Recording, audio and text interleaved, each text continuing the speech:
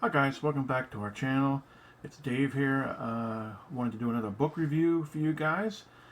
With October just a few days away, I thought now would be a good time to come up with a good horror story that maybe some of you would be interested in reading.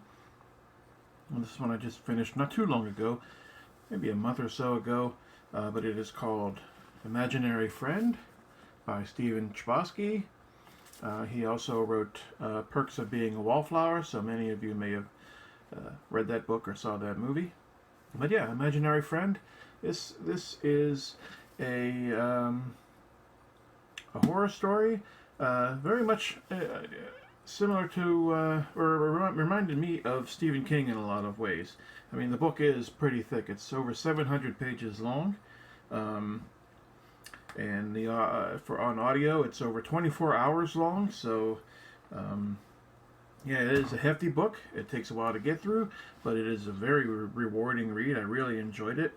Like I said, it brought up memories of old-fashioned Stephen King for me. A lot of his older stuff, this really reminded me of it. Just the way it was written, the characters, the details.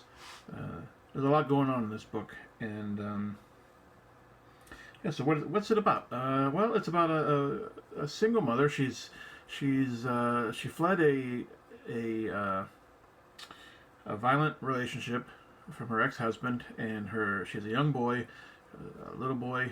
His name is Christopher.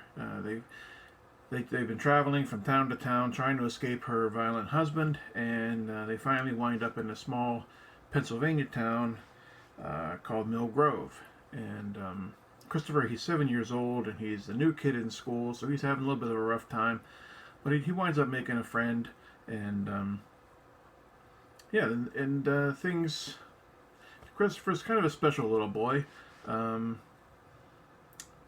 Without getting into too much of what happens, the mother finally has a string of good luck where she comes into some money, and she buys them their dream home, and things are looking up. Well, in the back of this house, there's a big, large yard that extends out to some forest, and in that forest, there's something sinister waiting to get his hand on little Christopher, and that's the imaginary friend.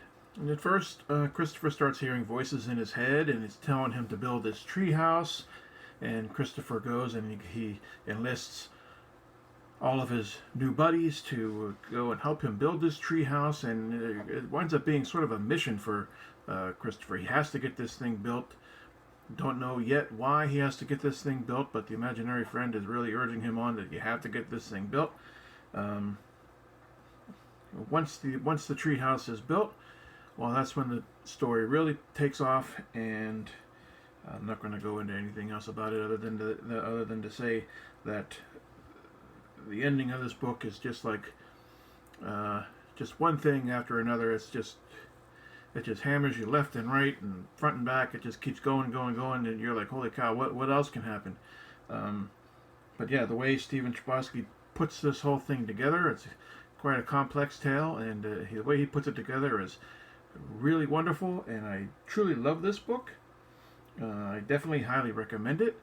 Like I said, with Halloween coming, now's the perfect time to pick it up.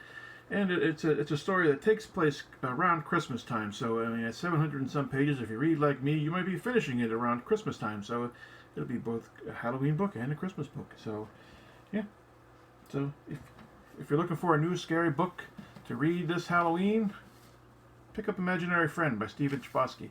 I listen to the audio version of it through Audible while I read it. I do that sometimes. I read the book and I listen to it on audio at the same time.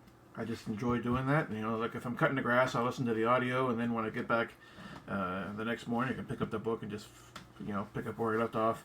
But yeah, the audio book is read by Christine Lakin, or Lakin, Lakin. I don't know how to pronounce it, Lakin.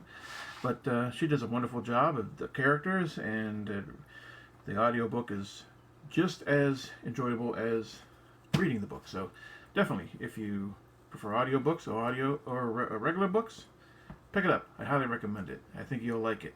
Okay? Well, that's what I have for you today. Stay tuned, and I'll have more book reviews heading your way soon. Thanks.